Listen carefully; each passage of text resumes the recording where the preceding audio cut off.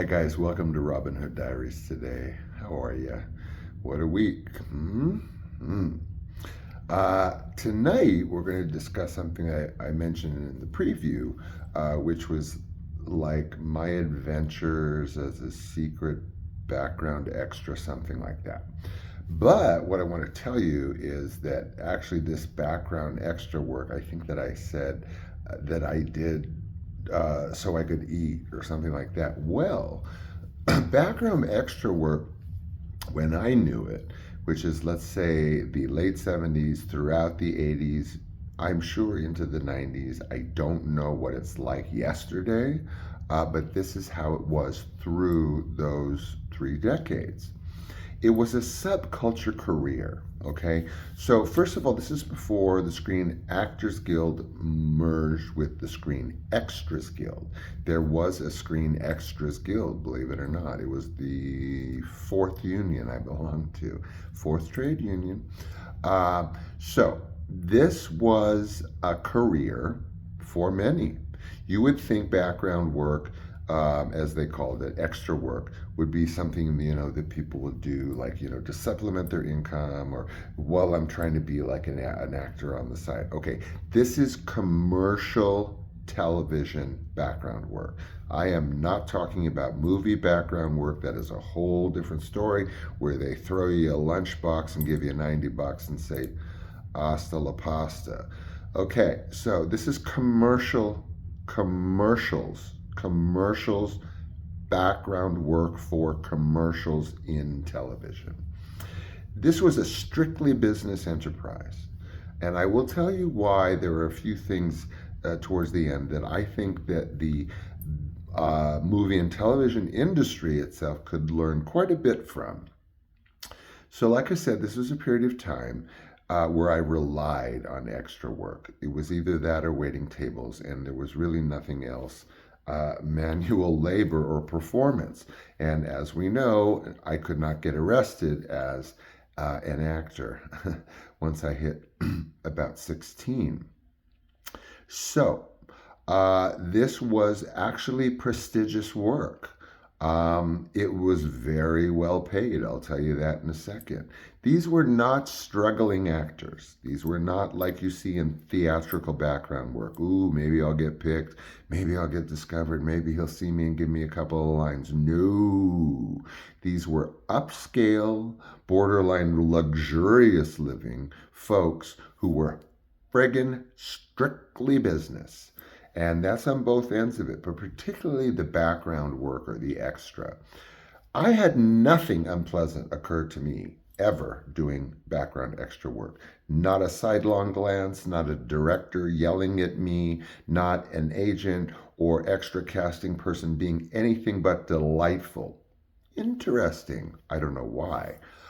Plus, they would give you Cadillac service on set as a commercial background person, extra on commercials. Cadillac service, okay?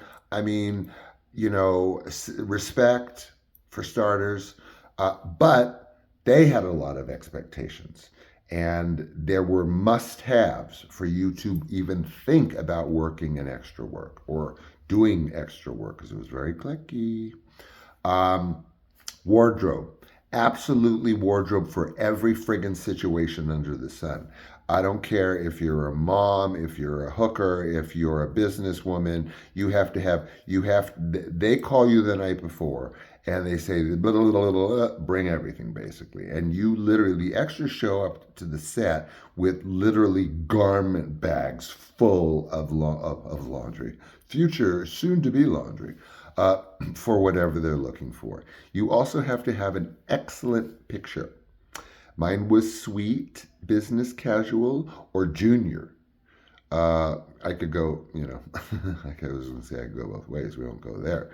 Um, you have to be able to be prepared to work very long hours. We're talking overtime, double time, golden time. So there's regular time, then there is a double time, time and a half, and then there is golden time.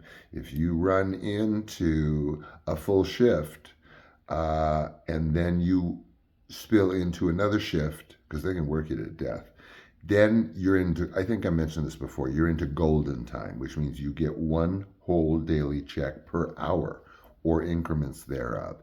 So it was a very lucrative career. These people did not have to be actors, they did not have to be anything else but professional background folks. The pay, now mind you, this is like let's take the late 80s for example. The pay on the spot, you sign your thing, this is union work, was $232 a day, not including any sort of overtime, which was guaranteed virtually. 232 a day? Good Christ, I can't tell you how many tables I'd have to work for that. Tips? A month. But these were platinum level pros that did this background work. They were extras that doubled as hand models. They were stunt people that doubled as precision drivers. They were hand models that doubled as precision drivers. I am not freaking kidding you. There were stunt men who were hand models. I mean, I did precision driving one time in the absence of somebody that showed up because I had to come like, inches from the other car going opposite directions. Shit, I'm not doing that again. That was the last time I ever did any of that. But these are pros and they are working constantly. Okay? Constantly. But they're very cliquey. It's very cliquey. They're very open and friendly, but it is a very select group of folks that do all the work. Okay? So you've got this, like I haven't seen these kind of professionals on sets in movies and television. I just really have not. The people that I worked with for so many years as background folks. Like I said, hand models, stunt people, precision drivers, blah, blah, blah, down the line. And this was their career, singularly. So there was no agenda. This was business. It was based on a book. Like I told you, you had the picture, you had the book. If you got picked from the book by the director, you were booked, no questions asked. Yes, it was tedious. Yes, I had to dance around with Menudo in a Pepsi commercial in the back lot of Warner's. Uh, like for 2 days just dancing with Menudo for Pepsi. But there was 100 bajillion other people.